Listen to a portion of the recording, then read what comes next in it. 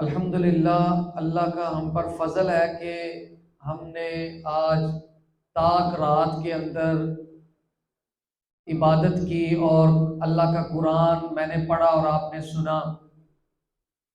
یہ اللہ کا بڑا فضل ہے کہ اللہ نے ہمیں یہ دن دکھائے اور یہ راتیں دکھائی ہیں۔ آج کی رات بڑی ہی اہمیت کی حامل رات ہے۔ جو لوگ اس رات میں اس وقت موجود ہیں وہ بہت خوش قسمت ہے۔ آپ یاد رکھیں کہ بہت سارے ایسے لوگ ہیں جو زمین کے نیچے چلے گئے ہیں۔ زمین کے نیچے سے مراد قبر ہے۔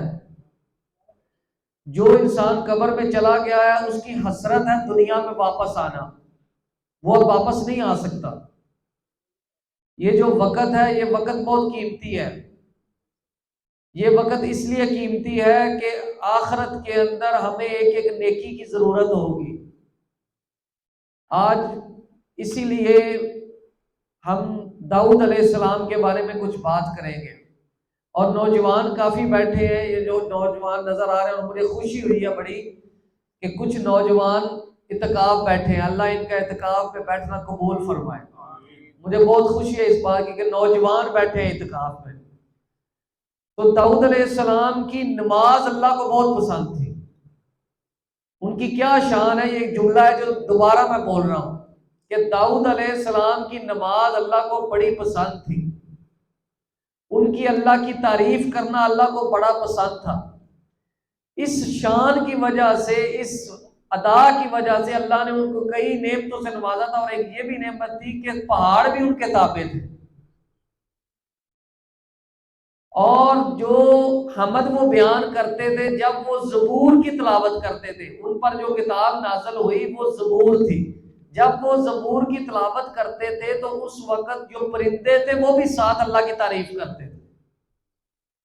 تو اللہ تعالیٰ نے یہ باپ بیٹے جو ہیں داؤد علیہ السلام اور سلیمان علیہ السلام کو بڑی نعمتوں سے نوازا۔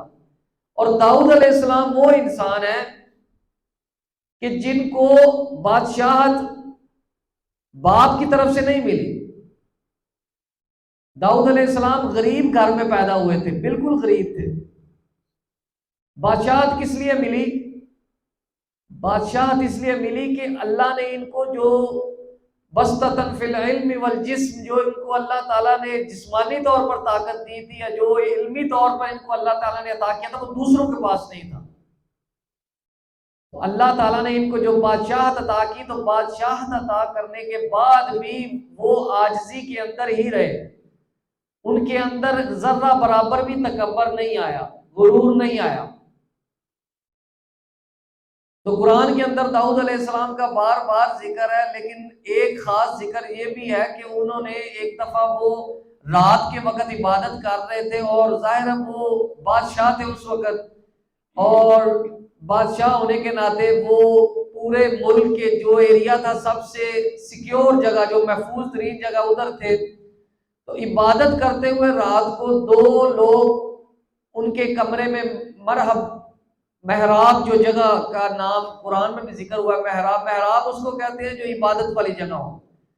تو دو لوگ اس جگہ پر آئے اور داؤد علیہ السلام ایک دم سے ڈر گئے، اور رات کے وقت آئے، جب تہجد کا وقت ہوتا ہے اس وقت آئے، اور آ کے انہوں نے کہا کہ آپ ہم سے ڈرے نہ، گھبرائیں نہ، ہم آپ سے ایک فیصلہ کروانے آئے ہیں، ہم دونوں بھائی ہیں اور ہمارا ایک فیصلہ کر دیں۔ اس وقت جو بادشاہ ہوتا تھا وہ قاضی بھی ہوتا تھا، جج بھی وہ ہوتا تھا، فیصلہ بھی وہی کرتا تھا، اور اس وقت کے بادشاہ نکاح بھی پڑھاتے تھے، جنازہ بھی پڑھاتے تھے۔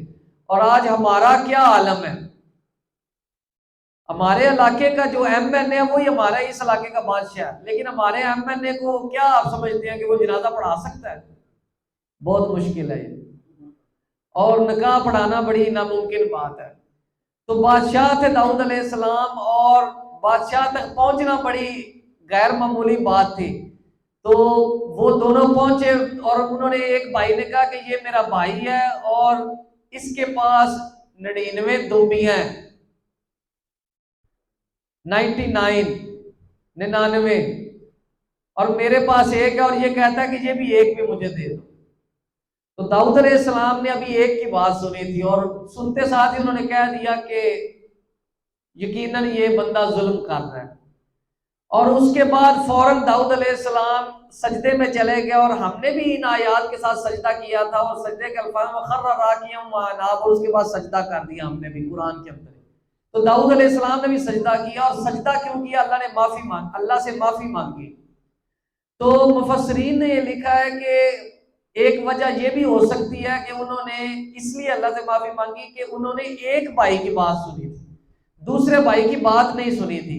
اس سے ہمیں یہ سبق ملتا ہے کہ جب بھی کوئی معاملہ ہو، ہم بحیثیت انسان بادشاہ ہیں، کس طرح اپنے گھروں کے بادشاہ ہیں، سربراہ جو ہوتا ہے وہ بادشاہ ہوتا ہے۔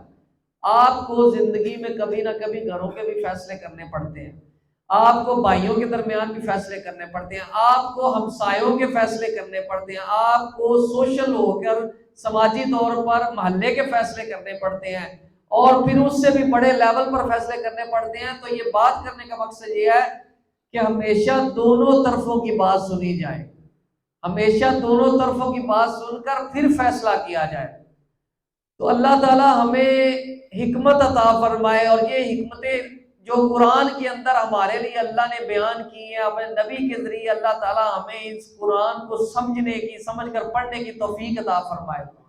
اور یہ جو طاق راتیں ہیں، یہ آج کی جو طاق رات شروع ہو گئی ہے، ہم بڑے خوش قسمت ہیں کہ ہمیں یہ موقع مل گیا ہے۔ تو ہمیں چاہیے کہ آج کی اس رات کو ہم جس طرح اس کا حق ادا کریں، اور آج کی یہ جو رات ہے یہ ہنسنے کے لیے نہیں ہے، نہ ہی چوکوں میں بیٹھنے کے لیے ہے، اور نہ ہی آپس میں باتیں کرنے کے لیے، بلکہ عبادت کرنے کے لیے۔ اور امام کعبہ نے بڑی زبردست ایک تجویز دی، انہوں نے کہا کہ یار آپ 2 نفل پڑھ لو ہر طاق رات میں، اور کم از کم 10 روپے اتنا صدقہ کر دو، اور اللہ تعالیٰ سے دعا مانگ لو، ایک رکوع قرآن کا پڑھ لو، تو اگر جو طاق رات آپ کو مل گئی تو آپ کو 83 سال کی عبادت کا ثواب مل جائے گا۔ اب ہم اس قابل تو ہیں کہ اللہ تعالیٰ نے ہمیں اتنا تو قابل بنایا کہ ہم 10 روپے صدقہ کر دیں، ہم 2 نفل ہی پڑھ لیں، 2 نفل ہی پڑھ لیں، کیا ہم 2 نفل نہیں پڑھ سکتے؟ اور اس کے بعد ہم آج رات کو اللہ تعالیٰ سے دعا بھی کریں۔ دعا جو ہے اس کو ہم سب سے کم سمجھتے ہیں، حالانکہ دعا میری نظر میں سب سے بڑی عبادت ہے۔ اگر کوئی مجھ سے پوچھے تو آج کی رات کے لیے سب سے بڑی عبادت دعا ہے۔ وہ کس طرح ہے؟ وہ اس طرح ہے کہ اللہ تعالیٰ کو مانگنا پسند ہے، کہ جب آپ اللہ تعالیٰ سے مانگتے ہیں تو اللہ کو آپ کی ادا پسند آتی ہے، اور آپ اپنے آپ کے لیے جب مانگیں گے تو اللہ خوش ہوگا آپ سے، اور اللہ کی خوشی اس کے اندر ہے۔ اور نماز جب ہم پڑھتے ہیں تو نماز میں بھی ہم جب کچھ ایسے کلمات بولتے ہیں وہ دعا ہی ہے، نماز بذات خود دعا ہے۔ تو اللہ تعالیٰ ہمیں ان راتوں کی قدر کرنے کی توفیق عطا فرمائے، اللہ ہمیں آج کی رات عبادت کرنے کی توفیق عطا فرمائے۔ وآخر دعوانا الحمدللہ رب العالمین۔